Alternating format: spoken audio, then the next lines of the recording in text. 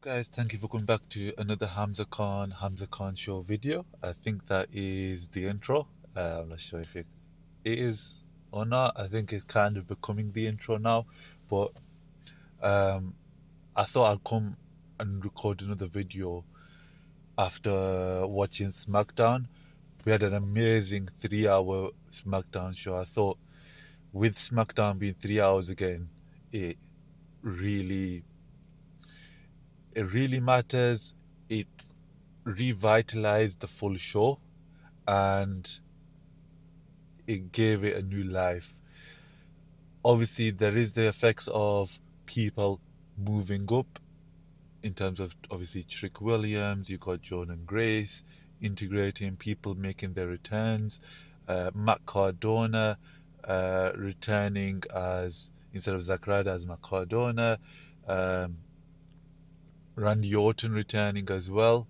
It definitely helped, but being a 3 hour show, it gave it its life back, especially the last couple of months.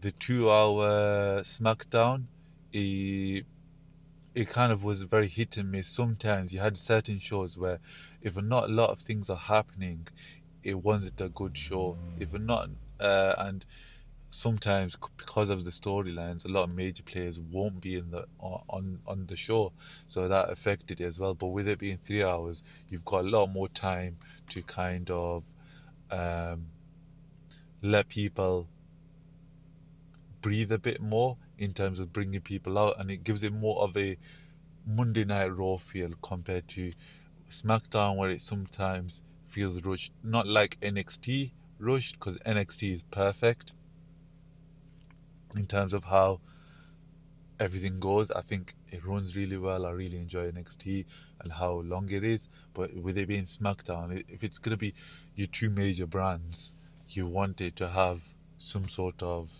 essence to it. That's more than just a normal wrestling show. And definitely the 3 hours did really help. Coming off that SmackDown, I think the major stories, first off, is Drew McIntyre and Cody Rhodes. Obviously, we've got the confirmation of the 3 stages of hell. So it's going to be a first in normal match, then it's going to be a falls count anywhere, and then it's going to be a steel cage match. I think everybody kind of predicted it to be one of them to be a steel cage match, but the other two that people weren't sure of. But it kind of makes sense how he's kind of described it, and it gives them room, obviously, to start in the ring, then go out into the crowd. I believe falls count anywhere is no DQ, so you can do whatever you want, and then you're able to bring it back into the actual ring, and that could be like a 45-minute match at minimum, and it could definitely be potentially the crescendo to um, the rivalry between Drew McIntyre and Cody Rhodes, um, especially with people lingering around now with Sami Zayn returning and making his confirmation, said that he wants the World Heavyweight Championship, or the WWE Championship, Randy Orton the same, and many, many more people looking at that championship. I feel like with how many people are kind of going around Cody, maybe this is the time where it finally gets to him and he could potentially lose, but I'm firmly sure that he will retain it against Drew McIntyre. We had the kind of the show of where he pushes the buttons of Cody Rhodes and tries to make him kind of obviously touch him so he can end up vacating the championship. He went into his bus. How the hell Drew McIntyre just got access to Cody Rhodes' bus? I don't know. Maybe he's like a secret robber, or if you got like a 6'7" guy in front of you, you're not gonna really. If he wants to get in the bus, he's getting in the bus. Obviously, he went to the bus. He took a photo of Cody Rhodes and his dad, Dusty Rhodes, and then dragged him out, dragged him outside, and then back into the ring where he burnt it. Didn't let go of it quite quickly.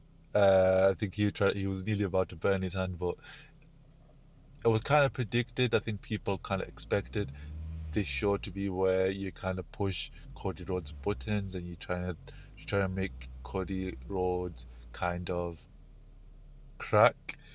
What I would be interested to see what happens in the coming weeks. It could, well, obviously next week is going to be the show, but what could be very interesting to see, and it could be very Drew McIntyre, if throughout the full week he's making appearances and he constantly is testing himself, testing Cody Rhodes, and he's trying to make Cody Rhodes snap.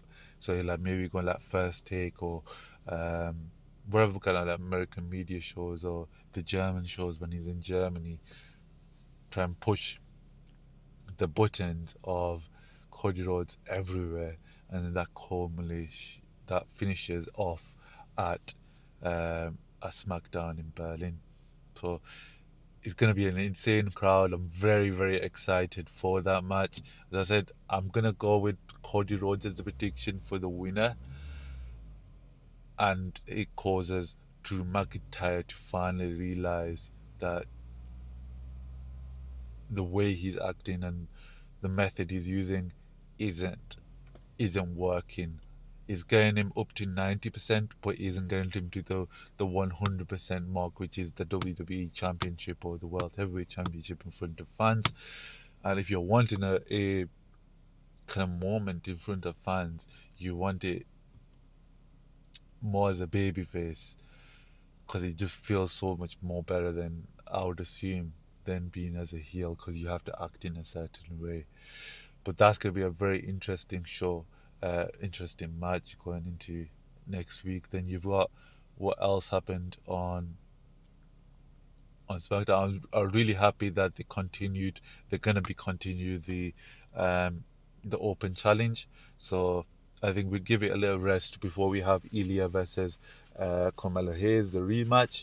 But I like the fact that they're going to be continuing because it's it's brought a new life to the SmackDown Championship that we haven't had in a long time, and it's an easy way to kind of build build up that US Championship, especially on the men's side compared to the women's one.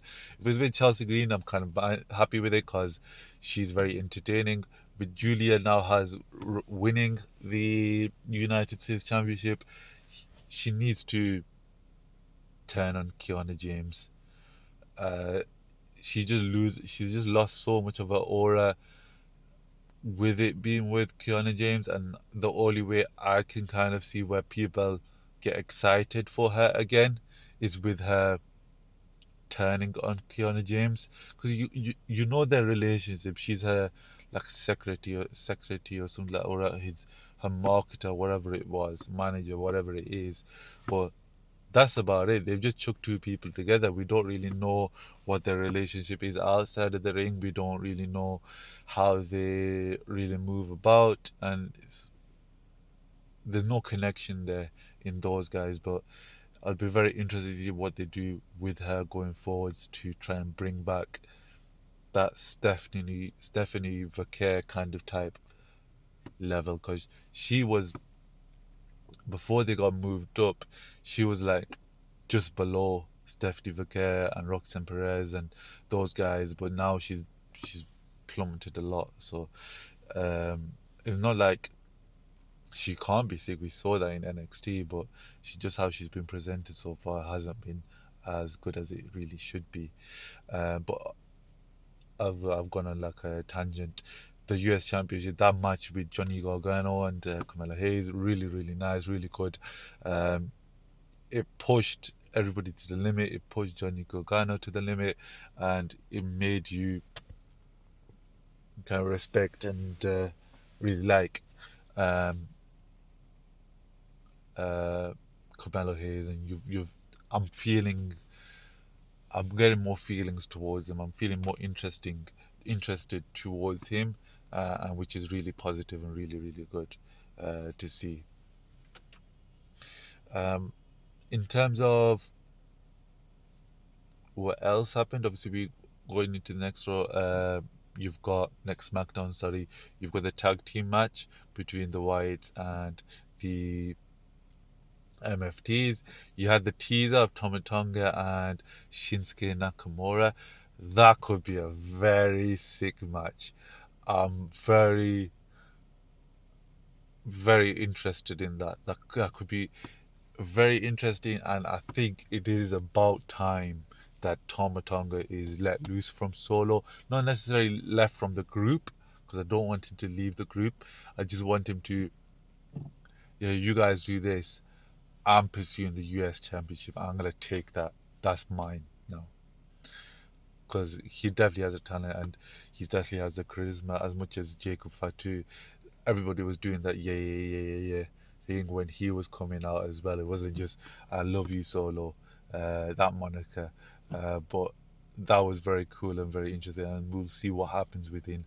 I think it'll be a couple of weeks before you get Toma versus Kamala Hayes for the United States Championship, but it may be the case where after a couple of weeks, Kamala Hayes loses it to Tama Tonga, and then it becomes a game of chasing it, because you don't expect Tama Tonga to have a US Open challenge compared to the obviously the good guys and the baby faces. And then what else happened on SmackDown? Yeah, the ambulance match, which is an insane match. I was very unsure what they were gonna do further with Alistair Black and Damian Priest. I feel like I didn't really like the fact that Alistair Black said on the in his promo before the match that it doesn't matter if he wins or loses, because that's that's the whole point. If you're not winning, what's the point? What's You might as well just come out. You're gonna just antagonize Damian Priest for no reason. Why do I care for that? So I didn't really like that, but the match itself was really good, and from top to bottom, it made Damian Priest look like a beast, and I'm I would really like it if Damian Priest. Obviously, I was watching Sam Roberts' show, and he said that Damian Priest and Alistair Black should become a tag team. I'm very interested in that. That could be very good and very interesting to see if that actually happens. But really good match, and I really enjoyed it. Uh, Especially that spot where you think he's going onto that death bit, but then he gets hit onto the what's it called, on the windscreen of the ambulance, because he was kind of teasing it, and then people you got hyped, and then people realized what he was actually going to do instead of it, and it kind of it made the moment even better. I would say, in my opinion. But really good show. Really enjoyed that. SmackDown was 3 hours, and I hope that throughout next year, this level of show is on. Really, sorry.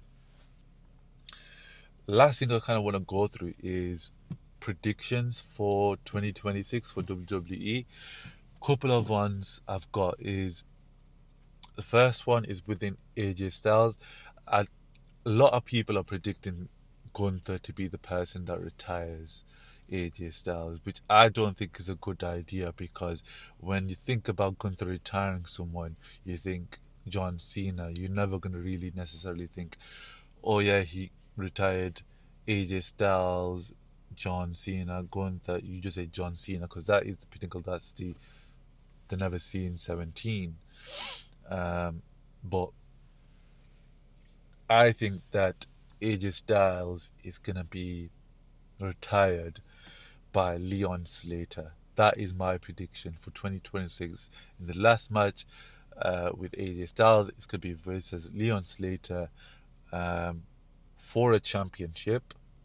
And when AJ loses, he's gonna give the hand. He's gonna wrap the championship around Leon Slater, and then he's gonna confirm he's retired. It's not gonna be.